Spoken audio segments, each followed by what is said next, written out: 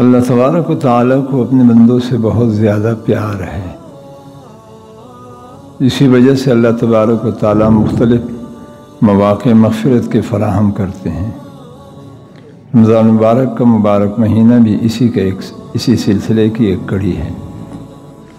گویا کہ رمضان میں روحانی طور پر بندے کو ایسی قوت عطا ہو جاتی ہے کہ جس سے اس کے دل میں اللہ تبارک و تعالیٰ کی محبت کا جذبہ بہت زیادہ ہو جاتا ہے،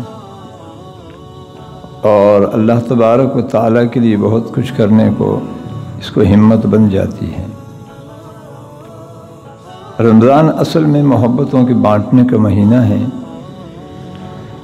اللہ کے بندوں کے ساتھ اللہ کے لیے محبت کرنے کا مہینہ ہے، ایک دوسرے کو معاف کرنا، درگزر کرنے کا مہینہ ہے، اللہ کے راستے میں خرچ کرنے کا مہینہ ہے۔ اس لیے اللہ کے رسول صلی اللہ علیہ وسلم نے فرمایا کہ الشہر شہر الصبر، یہ صبر کا مہینہ ہے، الشہر شہر المواسات، اور یہ غموں کے بانٹنے کا مہینہ ہے۔ تو گویا رمضان کی اصل حقیقت دو چیزیں آپ علیہ السلام نے بتائی۔ ہم صبر کریں، کسی کی طرف سے اگر کوئی تکلیف پہنچے تو ہم اس پہ صبر کریں، گالی کے جواب میں گالی نہ دیں، برائی کے جواب میں برائی نہ کرے، سختی کے جواب میں سختی نہ کرے، ظلم کے جواب میں ظلم نہ کرے، معافی اور درگزر کا کہ خوگر بن جائے۔ اور دوسری بات آپ علیہ السلام نے فرمائی کہ الشہر شہر المواسات، یہ غموں کے بانٹنے کا مہینہ ہے، غریبوں، مسکینوں، یتیموں، فقراء کے دکھ درد میں شریک ہو جائے۔ اسی کے لیے اللہ تبارک و تعالیٰ نے رمضان مبارک کا مہینہ بھیجا ہے۔ اب اس پر سارے وعدے ہیں کہ جس کا روزہ ہوا تو افطار میں اللہ تبارک و تعالیٰ اس کی دعاؤں کو قبول فرماتے ہیں۔ شرط روزہ ہے۔ آقا فرماتے ہیں کوئی آپ کو گالی دے تو آپ گالی کے جواب میں گالی نہ دو، بلکہ اسے کہہ دو کہ میرا روزہ ہے، میں گالی نہیں دوں گا۔ اب یہ جملہ اتنے وسیع اور غلیظ معنی رکھتا ہے کہ اس سے سارے مسائل حل ہو جاتا ہے۔ کوئی غیبت کرے، آپ نے کہنا میں نے غیبت نہیں کرنا، میرا روزہ ہے۔ کوئی آپ سے سختی کرے تو آپ نے کہنا ہے میں نے سختی نہیں کرنی، میرا روزہ ہے۔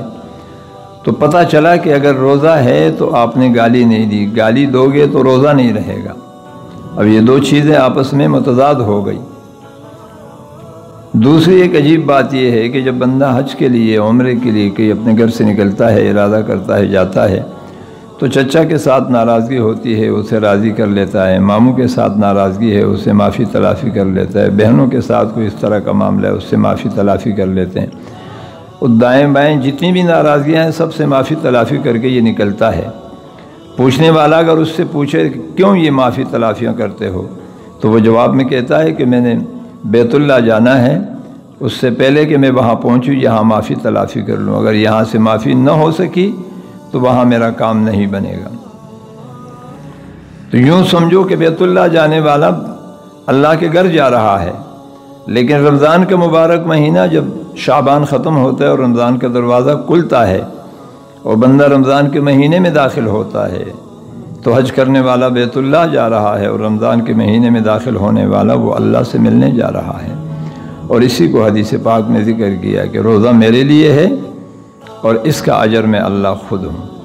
تو اللہ تبارک و تعالی ہمیں بھی ایسا روزہ رکھنے کی توفیق عطا فرمائے کہ ہم سے لوگ راضی ہو، معافی کا ہم خوگر بنیں، درگزر کرنے والے ہو، فیاضی کرنے والے ہو، تاکہ ہماری دعائیں بھی قبول ہو اور اللہ تبارک و تعالی اس رمضان کو ہمارے حق میں باعث خیر اور برکت بنا دے۔